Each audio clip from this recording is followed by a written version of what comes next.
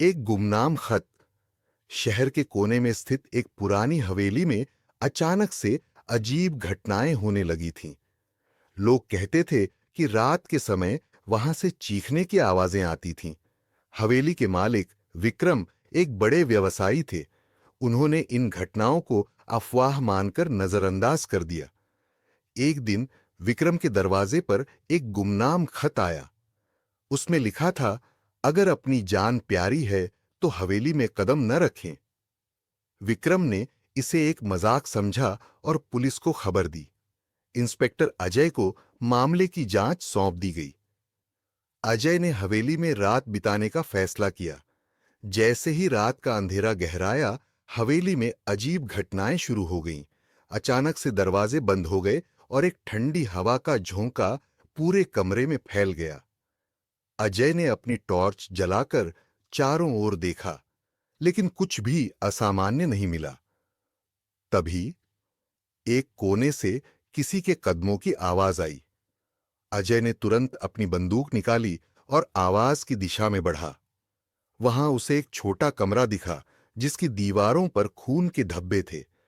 दीवार पर लिखा था, ये हवेली छोड़ दो, वरना मौत तुम्हारा इंतजार कर रही है। अगली सुबह अजय ने हवेली की गहन जांच शुरू की। उन्होंने पाया कि हवेली के नीचे एक गुप्त तहखाना था। तहखाने में इंसानी हड्डियों का ढेर मिला।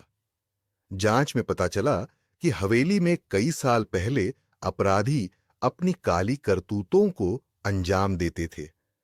तहखाने में ही एक बूढ़ा आदमी मिला, जो उन हत्याओं का गवाह था। उसने बताया कि अपराधियों ने उसे कैद कर रखा था। इस खुलासे के बाद पुलिस ने हवेली को सील कर दिया। विक्रम और बाकी लोग समझ गए कि अजीब घटनाओं के पीछे उन पुराने अपराधों की कहानी छिपी थी। हवेली को सील करने के कुछ दिन बाद ही विक्रम को एक और गुमनाम खत मिला। इस बार उसमें लिखा था, तुम सच के बहुत करीब हो, लेकिन अभी अंत तक नहीं पहुंचे। तहखाने में जो देखा वो सिर्फ एक परछाई थी। विक्रम ने इंस्पेक्टर अजय को खत दिखाया। अजय को समझ आ गया कि हवेली का रहस्य अभी पूरी तरह नहीं खुला है। उन्होंने फिर से हवेली में प्रवेश करने का फैसला किया। इस बार विक्रम भी उनके साथ गया। रात के सन्नाटे में जब दोनों तहखाने पहुंचे तो उन्हें वहां एक दरवाजा मिला, जो पहले उनकी नजरों से छिपा हुआ था। दरवाजा बेहद पुराना और जंग लगा हुआ था। बड़ी मुश्किल से उसे खोला गया।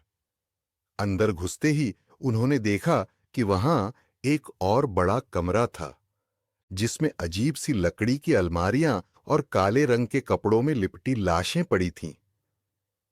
कमरे के बीचों बीच एक मेज पर पुरानी किताबें रखी थीं। किताबों में तंत्र मंत्र और काले जादू के अजीब चिन्ह बने हुए थे। विक्रम ने एक किताब खोली, जिसमें हवेली के पिछले मालिक का नाम लिखा था। नाम था ठाकुर रणवीर सिंह। ठाकुर एक क्रूर जमींदार था, जिसने अपनी हवेली में कई मासूमों को यातनाएं दी थीं और उनकी बलि चढ़ाई थी। किताब में लिखा था कि उसने अपनी हवेली को कभी न उजड़ने देने के लिए एक अभिशाप दिया था। तभी अचानक हवेली की दीवारें हिलने लगीं। दरवाजा अपने आप बंद हो गया और वहां अजीब सी परछाइयां दिखने लगीं। विक्रम और अजय को समझ नहीं आया कि अब क्या करें। तभी एक घबराई हुई आवाज आई। ने उसे जगा दिया। वह बूढ़ा आदमी, जिसे पहले तहखाने में पाया गया था, अचानक वहां आ पहुंचा। उसने बताया कि ठाकुर रणवीर की आत्मा अब जाग चुकी है और वह किसी भी कीमत पर उन्हें यहां से जिंदा नहीं जाने देगा। अजय ने तुरंत फोन करके अपनी टीम को बुलाया, लेकिन फोन ने काम करना बंद कर दिया। चारों ओर घना अंधेरा छा गया। तभी एक छाया विक्रम के पास आई और उसे हवा में उठा लिया। विक्रम चिल्लाने लगा। अजय ने अपनी बंदूक निकाली और छाया पर गोली चलाई। गोली चलते ही विक्रम नीचे गिर पड़ा, लेकिन छाया ने अजय को घेर लिया। बूढ़ा आदमी तेजी से एक किताब लेकर मंत्र पढ़ने लगा। मंत्र खत्म होते ही हवेली जोर से हिलने लगी। अचानक तेज रोशनी हुई और सारी परछाइयां गायब हो गईं। अगली सुबह जब सब बाहर निकले तो हवेली अपने आप जलने लगी। बूढ़ा आदमी बोला, अब ये हवेली अपने सारे रहस्यों के साथ खत्म हो जाएगी। विक्रम और अजय ने राहत की सांस ली, लेकिन उनके मन में अब भी यह सवाल था, क्या सच में सब खत्म हो गया या कुछ और बाकी है?